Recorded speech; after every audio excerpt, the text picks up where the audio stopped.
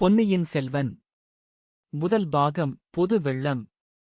அத்தியாயம் 19. ரணகள அரண்யம். பழந்தமிழ்நாட்டில் போர்க்களத்தில் உயிர் துறந்த மகாவீரர்களின் ஞாபகமாக வீரக்கல் நட்டுக் கோயில் எடுப்பது மரபு. வெறும் கல் மட்டும் ஞாபகார்த்தமாக நாட்டியிருந்தால் நடுகர் கோயில் என்று வழங்குவார்கள். அத்துடன் ஏதேனும் ஒரு தெய்வத்தின் சிலையையும் ஸ்தாபித்து ஆலயமாக எழுப்பியிருந்தால் அது பள்ளிப்படை என்று வழங்கப்படும். குடந்தை நகருக்கு அரைக்காதம் வடமேற்கில் மண்ணியாற்றுக்கு வடகரையில் திருப்புறம்பயம் என்னும் கிராமத்துக்கருகில் ஒரு பள்ளிப்படை கோயில் இருந்தது. இது அந்த பிரதேசத்தில் நடந்த ஒரு மாபெரும் போரில் உயிர் நீத்த கங்க மன்னன் பிரிதிவிபதியின் ஞாபகமாக எடுத்தது. உலக சரித்திரம் அறிந்தவர்கள் வாடர்லூர் சண்டை, பானிபத் சண்டை, பிளாசிச் சண்டை போன்ற சில சண்டைகளின் மூலம் சரித்திரத்தின் போக்கே மாறியது என்பதை அறிவார்கள்.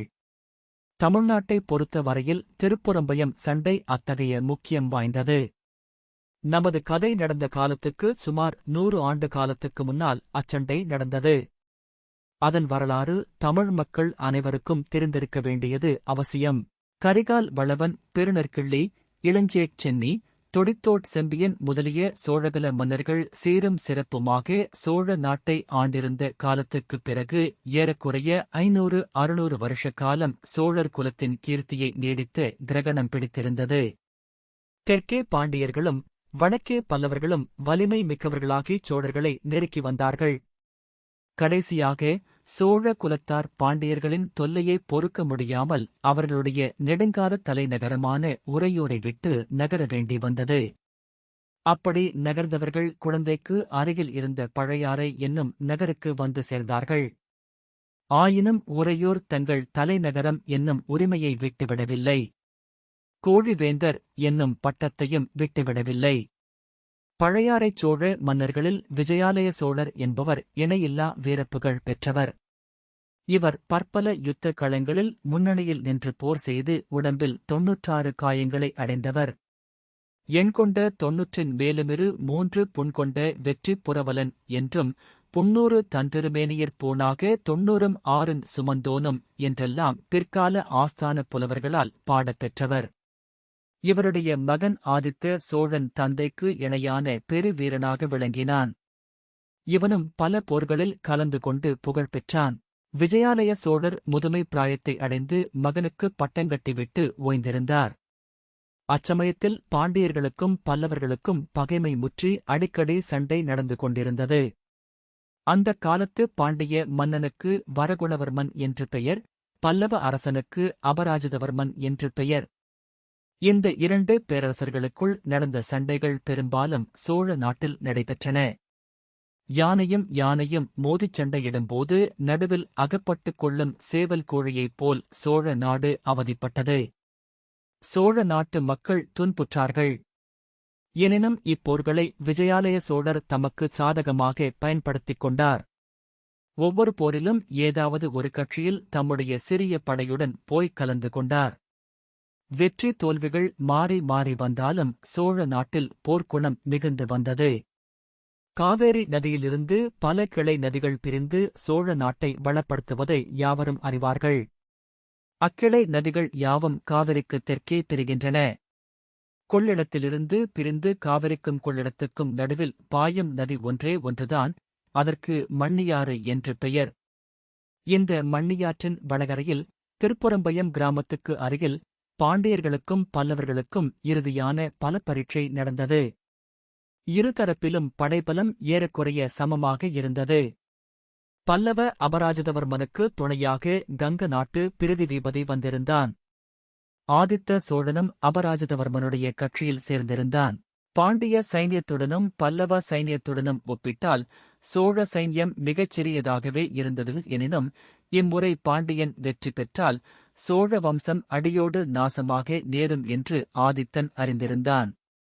ஆகையால் பெரிய சமுத்திரத்தில் கலக்கும் காவேரி நதியைப் போல் பல்லவரின் மகா சைன்யத்தில் தன்னுடைய சிறு படையையும் சேர்ந்திருந்தான். காத தூரத்துக்குக் காத தூரம் ரணகளம் பரவியிருந்தது. ரத, கஜ, துரக, பதாதிகள் என்னும் 4 வகைப் படைகளும் போரில் ஈடுபட்டிருந்தன. மலையோடு மலை முட்டுவது போல் யானைகள் ஒன்றையொன்று தாக்கியபோது நாலா திசைகளும் அதிர்ந்தன. புயலோடு புயல் மோதுவது போல் குதிரைகள் ஒன்றின் மீது ஒன்று பாய்ந்தபோது குதிரை வீரர்களின் கையிலிருந்த வேல்கள் மின்வெட்டுகளைப் போல் பிரகாசித்தன. ரதத்தோடு ரதம் மோதிச் சுக்குநூறாகி திசையெல்லாம் பறந்தன. காலாள் வீரர்களின் வாள்களோடு வாள்களும் வேல்களோடு வேல்களும் உராய்ந்தபோது எழுந்த ஜங்கார ஒலிகளினால் திக்கு திகாந்தங்கள் எல்லாம் நடுநடுங்கின. 3 நாள் இடைவிடாமல் சண்டை நடந்த பிறகு ரணகளம் முழுவதும் இரத்தக் கடலாக காட்சியளித்தது. அந்தக் கடலில் செத்த யானைகளும் குதிரைகளும் திட்டத்திட்டாகக் கிடந்தன. உடைந்த ரதங்களின் பகுதிகள் கடலில் கவிழ்ந்த கப்பலின் பலகைகளைப் போல் மிதந்தன. இருதரப்பிலும் 1000-10,000 வீரர்கள் உயிரிழந்து கிடந்தார்கள். 3 நாள் இவ்விதம் கோர யுத்தம் நடந்த பிறகு பல்லவர் சைன்யத்தில் ஒரு பகுதிதான் மிஞ்சியிருந்தது. மிஞ்சியவர்களும் மிகக் களைத்திருந்தார்கள். பாண்டிய நாட்டு வீர மறவர்களோ களைப்பையே அறியாத வரம் வாங்கி வந்தவர்களைப் போல் மேலும் மேலும் வந்து தாக்கினார்கள். அபராஜிதவர்மனுடைய கூடாரத்தில் மந்திராலோசனை நடந்தது. அபராஜிதன், பிரதிதீபதி, ஆதித்தன் ஆகிய 3 மன்னர்களுடன் படைத்தலைவர்களும் கலந்து ஆலோசித்தார்கள். இனி எதிர்த்து நிற்க முடியாது என்றும் பின்வாங்கிக் கொள்ளிடத்துக்கு வடகரைக்குச் சென்று விடுவதே உசிதம் என்றும் முடிவு செய்தார்கள். இப்படிப்பட்ட நிலைமையில் போர்க்களத்தில் ஓர் அதிசயம் நடந்தது. முதுமையினால் தளர்ந்தவனும் உடம்பில் 90 காயவடுக்கள் உள்ளவனும் கால்களில் பட்ட கொடிய காயத்தினால் எழுந்து நிற்கும் சக்தியை இழந்தவனுமான விஜயாலய சோழன் எப்படியோ யுத்த அரங்கத்துக்கு வந்துவிட்டான். பல்லவ சைன்யம் பின்வாங்கிக் கொள்ளிடத்துக்கு வடக்கே போய்விட்டால் சோழ நாடு மறுபடியும் நெடுங்காலம் தலையெடுக்க முடியாது என்பதை உணர்ந்திருந்த அந்த கிழச்சிங்கத்தின் கர்ஜனை பல்லவர் கட்சியில் எஞ்சியிருந்த வீரர்களுக்கு புத்துயிர் அளித்தது. ஒரு யானை, எனக்கு ஒரு யானை கொடுங்கள் என்றான். நமது யானை படை முழுதும் அதமாகிவிட்டது, ஒன்று கூட தப்பவில்லை என்றார்கள். ஒரு குதிரையாவது கொண்டு வாருங்கள் என்றான். உயிருள்ள குதிரை ஒன்று கூட மிஞ்சவில்லை என்று சொன்னார்கள். சோழ நாட்டுச் சுத்த வீரர்கள் இருவரேனும் மிஞ்சி உயிரோடு இருக்கிறார்களா? இருந்தால் வாருங்கள் என்று விஜயாலயன் அலறினான். இருவருக்கு பதிலாக 200 பேர் முன்னால் வந்தார்கள். 2 பேர் தோளில் வலியும் நெஞ்சில் உரமும் உள்ள 2 பேர் என்னை தோள் கொடுத்து தூக்கிக் கொள்ளுங்கள். மற்றவர்கள் 2 பேராக பின்னால் வந்து கொண்டிருங்கள். என்னைச் சுமக்கும் 2 விழுந்தால் பின்னால் வரும் 2 என்னை தூக்கிக் கொள்ளுங்கள் என்றான் அந்த வீராதி வீரன். அப்படியே 2 பீமசேனர்கள் முன்னால் வந்து விஜயாலயனை தோளில் தூக்கிக் கொண்டார்கள். போங்கள், போர் முனைக்குப் போங்கள் என்று கர்ஜித்தான். போர்க்களத்தில் ஓரிடத்தில் இன்னமும் சண்டை நடந்து கொண்டிருந்தது. தெற்கத்தி மறவர்கள் கீழே நாட்டாரை தாக்கிப் பின்வாங்கச் செய்து கொண்டே வந்தார்கள். இருவருடைய தோள்களில் அமர்ந்து விஜயாலயன் அந்த போர் முனைக்குப் போனான். 2 கைகளிலும் 2 நீண்ட வாள்களை வைத்துக்கொண்டு திருமாலின் சக்கராயுதத்தைப் போல் சுழற்றிக் கொண்டு எதிரிகளிடையே புகுந்தான். அவனைத் தடுக்க யாராலும் முடியவில்லை. அவன் புகுந்து சென்ற வழியெல்லாம் இருபுறமும் பகைவர்களின் உடல்கள் குவிந்து கொண்டே இருந்தன. ஆம், இந்த அதிசயத்தை பார்ப்பதற்காக பின்வாங்கிய வீரர்கள் பலரும் முன்னால் வந்தார்கள். விஜயாலயனுடைய அமானுஷ்ய வீரத்தைக் கண்டு முதலில் சிறிது திகைத்து நின்றார்கள். பிறகு ஒருவரையொருவர் உற்சாகப்படுத்திக் கொண்டு தாங்களும் போர் முனையில் புகுந்தார்கள். அவ்வளவுதான், தேவி ஜெயலட்சுமியின் கருணாகடாட்சம் இந்தப் பக்கம் திரும்பிவிட்டது. பல்லவர் படைத்தலைவர்கள் பின்வாங்கிக் கொள்ளிடத்துக்கு வடகரை போகும் யோசனையைக் கைவிட்டார்கள். 3 வேந்தர்களும் தமக்குரிய மூலபல வீரர்கள் புடைசூழப் போர் முனையில் புகுந்தார்கள். சிறிது நேரத்துக்கெல்லாம் பாண்டிய வீரர்கள் பின்வாங்கத் தொடங்கினார்கள். கங்க மன்னன் பிரதிவீபதி அன்றைய போரில் செயற்கரும் செயல்கள் பல புரிந்த பிறகு தன் புகழுடம்பை அப்போர்க்களத்தில் நிலைநாட்டிவிட்டு வீர சொர்க்கம் சென்றான். அத்தகைய வீரனுடைய ஞாபகார்த்தமாக அப்போர்க்களத்தில் வீரக்கல் நாட்டினார்கள். பிறகு பள்ளிப்படைக் கோயிலும் எடுத்தார்கள். அத்தகைய கொடூரமான பயங்கர யுத்தம் நடந்த ரணகளம் சில காலம் புல் பூண்டுகள் முளையாமல் கிடந்தது. அந்தப் பக்கம் மக்கள் போவதேயில்லை. சிறிது காலத்துக்குப் பிறகு அங்கே காடு மண்ட ஆரம்பித்தது. பள்ளிப்படைக் கோவிலைச் சுற்றிக் காடு அடர்ந்தது. புதர்களில் நரிகள் குடிபுகுந்தன. இருண்ட மரக்கிளைகளில் ஆந்தைகளும் கோட்டான்களும் வாசம் செய்தன. நாளடைவில் அப்பள்ளிப்படை கோயிலுக்கு யாரும் போவதை நிறுத்திவிட்டார்கள். எனவே கோயிலும் நாளுக்கு நாள் தகர்ந்து போய் வந்தது. நமது கதை நடக்கும் காலத்தில் பாழடைந்து கிடந்தது. இத்தகைய பாழடைந்த பள்ளிப்படை கோயிலுக்கு இருட்டுகிற நேரத்தில் ஆழ்வார்க்கடியான் வந்து சேர்ந்தான். அக்கோயிலின் மேல் மண்டப விளிம்பில் அமைந்த காவல் போதகணங்கள் அவனை பயமுறுத்தப் பார்த்தன. ஆனால் அந்த வீர வைஷ்ணவ சிகாமணியா பயப்படுகிறவன் பள்ளிப்படை கோயில் மண்டபத்தின் மீது தாவி ஏறினான். மண்டபத்தின் மீது கவிந்திருந்த மரக்கிளையின் மறைவில் உட்கார்ந்து கொண்டான். நாலாபுறமும் கவனமாக பார்த்துக் கொண்டிருந்தான். அவனுடைய கண்கள் அடர்த்தியான இருளை கிழித்துக் கொண்டு பார்க்கும் சக்தியைப் பெற்றிருந்தன. அவனுடைய செவிகளும் அவ்வாறே மிக மெல்லிய இசையையும் கேட்கக்கூடிய கூர்மை பெற்றிருந்தன. இருட்டி 1 நாழிகை, 2 நாழிகை, 3 நாழிகையும் ஆயிற்று. சுற்றிலும் சூழ்ந்திருந்த அந்தகாரம் அவனை அடியோடு அமுக்கி மூச்சுத் திணறச் செய்தது. அவ்வப்போது காட்டு மரங்களினிடையே சலசலவென்று ஏதோ சத்தம் கேட்டது. அதோ ஒரு மரநாய் மரத்தின் மேல் ஏறுகிறது. அதோ ஒரு ஆந்தை உருமுகிறது. இந்தப் பக்கம் ஒரு கோட்டான் கூவுகிறது. மரநாய்க்குப் பயந்து ஒரு பறவை சடசடவென்று சிறகை அடித்துக் கொண்டு மேல் கிளைக்குப் பாய்கிறது. அதோ நரிகள் ஊளையிடத் தொடங்கிவிட்டன. தலைக்கு மேலே ஏதோ சத்தம் கேட்டது. அண்ணாந்து பார்த்தான். அணிலோ ஓணானோ அல்லது அத்தகைய வேறொரு சிறிய பிராணியோ மரக்கிளைகளின் மீது தாவி ஏறிற்று. மரக்கிளைகளின் இடுக்குகளின் வழியாக வானத்தில் ஒரு சிறு பகுதி தெரிந்தது. விண்மீன்கள் முணுக்கென்று மின்னிக் கொண்டு கீழே எட்டிப் பார்த்தன. அந்தத் தனிமை மிகுந்த கனாந்தகாரத்தினிடையே வானத்து நட்சத்திரங்கள் அவனுடன் நட்புரிமை கொண்டாடுவது போல் தோன்றின. எனவே ஆழ்வார்க்கடியான் மரக்கிளைகளின் வழியாக எட்டிப் பார்த்த நட்சத்திரங்களைப் பார்த்து மெல்லிய குரலில் பேசினான். ஓ நட்சத்திரங்களே, உங்களை இன்றைக்கு பார்த்தால் பூவுலக மக்களின் அறிவீனத்தை பார்த்து கேலி செய்து கஞ்சிமிட்டு சிரிப்பவர்களைப் போலத் தோன்றுகிறது. சிரிப்பதற்கு உங்களுக்கு வேண்டிய காரணம் உண்டு.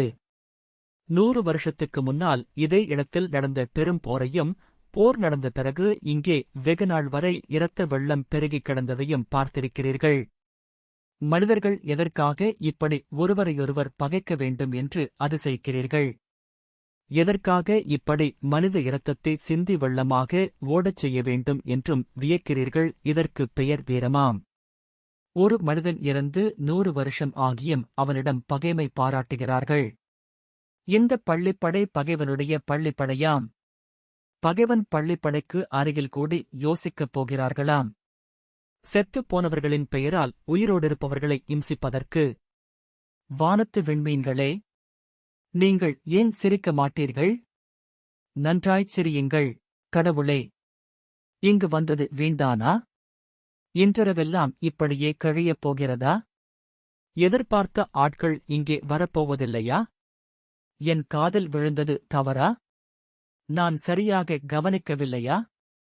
அல்லது அந்த மச்சஹஸ்த சமிகையாளர்கள் தங்கள் யோசனையை மாற்றிக்கொண்டு வேறிடத்துக்குப் போய்விட்டார்களா? என்ன ஏமாற்றம்! இன்றைக்கு மட்டும் நான் ஏமாந்து போனால் என்னை நான் ஒரு நாளும் மன்னித்துக் கொள்ள முடியாது. அதோ சிறிது வெளிச்சம் தெரிகிறது. அது என்ன? வெளிச்சம் மறைகிறது, மறுபடி தெரிகிறது, சந்தேகமில்லை.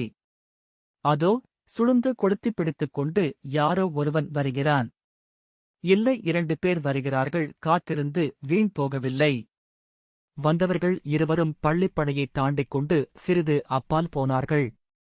அடர்ந்த காட்டுக்கு மத்தியில் சிறிது இடைவெளி இருந்த இடத்தில் நின்றார்கள். ஒருவன் உட்கார்ந்து கொண்டான். கையில் சுளுந்து வைத்திருந்தவன் சுற்றுமுற்றும் பார்த்து கொண்டிருந்தான். யாருடைய வரவையோ அவன் எதிர்பார்த்தான் என்பதில் சந்தேகமில்லையோ. சற்று நேரத்துக்கெல்லாம் இன்னும் 2 பேர் வந்தார்கள். அவர்கள் இதற்கு முன் இந்த இடத்துக்கு வந்தவர்களாக இருக்க வேண்டும். இல்லாவிட்டால் இந்த இருளில், அடர்ந்த காட்டில் வழி கண்டுபிடித்துக் கொண்டு வர முடியுமா? முதலில் வந்தவர்களும் பின்னால் வந்தவர்களும் ஏதோ பேசிக் கொண்டார்கள். ஆனால் ஆழ்வார்க்கடியான் காதில் அது ஒன்றும் விழவில்லை. அடடா, இத்தனை கஷ்டப்பட்டு வந்தும் பிரயோஜனம் ஒன்றும் இராது போலிருக்கிறதே. ஆட்களின் அடையாளம் கூட தெரியாது போலிருக்கிறதே. பிறகு இன்னும் 2 பேர் வந்தார்கள். முன்னால் வந்தவர்களும் கடைசியில் வந்தவர்களும் ஒருவருக்கொருவர் பேசிக் கொண்டார்கள். கடைசியாக வந்தவர்களில் ஒருவன் கையில் ஒரு பை கொண்டு வந்திருந்தான். அதை அவன் அவிழ்த்து அதனுள் இருந்தவற்றைக் கொட்டினான். சுளுந்து வெளிச்சத்தில் தங்க நாணயங்கள் பளபளவென்று விழுந்தன. கொட்டிய மனிதன் பைத்தியம் பிடித்தவனைப் போல் சிரித்து, நண்பர்களே, சோழ நாட்டுப் பொக்கிஷத்தைக் கொண்டே சோழ ராஜ்யத்துக்கு உலை வைக்கப் போகிறோம். இது பெரிய வேடிக்கையல்லவா என்று சொல்லிவிட்டு மறுபடியும் கலகலவென்று சிரித்தான். ரவிதாசரே, இரைச்சல் போட வேண்டாம், கொஞ்சம் மெதுவாகப் பேசலாம் என்றான் ஒருவன். ஆகா, இங்கு இப்படிப் பேசினால் என்ன? நரிகளும் மரநாய்களும் கூகைகளும் கோட்டான்களும்தான் நம் பேச்சைக் கேட்கும். நல்ல வேளையாக அவை யாரிடமும் போய்ச் சொல்லாது என்றான் ரவிதாசன். இருந்தாலும் கொஞ்சம் மெதுவாகப் பேசுவதே நல்லது அல்லவா? பிறகு அவர்கள் மெல்லப் பேசத் தொடங்கினார்கள். ஆழ்வார்க்கடியானுக்கு அவர்களுடைய பேச்சைக் கேட்டறியாமல் மண்டபத்தின் பேரில் உட்கார்ந்து இருப்பது வீண் என்று தோன்றியது. மண்டபத்திலிருந்து இறங்கி கூட்டம் நடக்கும் இடத்திற்கு அருகில் நின்று ஒட்டு கேட்டே தீர வேண்டும். அதனால் விளையும் அபாயத்தையும் சமாளித்துக் கொள்ள வேண்டும். இவ்விதம் எண்ணி ஆழ்வார்க்கடியான் மண்டபத்திலிருந்து இறங்க முயன்றபோது மரக்கிளைகளில் அவன் உடம்பு உராய்ந்ததால் சலசலப்புச் சத்தம் உண்டாயிற்று. பேசிக் கொண்டிருந்த மனிதர்களில் இருவர் சட்டென்று குதித்து எழுந்து, யார் அங்கே என்று கர்ஜித்தார்கள். ஆழ்வார்க்கடியானுடைய இதய துடிப்பு சிறிது நேரம் நின்று போயிற்று. அவர்களிடம் அகப்பட்டுக் கொள்ளாமல் தப்பி ஓடுவதைத் தவிர வேறு வழியில்லை. ஓடினாலும் காட்டில் சலசலப்புச் சத்தம் கேட்கத்தானே செய்யும். அவர்கள் வந்து தன்னை பிடித்துவிடலாம் அல்லவா? அச்சமயத்தில் கோட்டான் ஒன்று சப்பட்டையை விரித்து உயர்த்தி அடித்துக் கொண்டதுடன் ஊம் ஊம் என்று உறுமியது.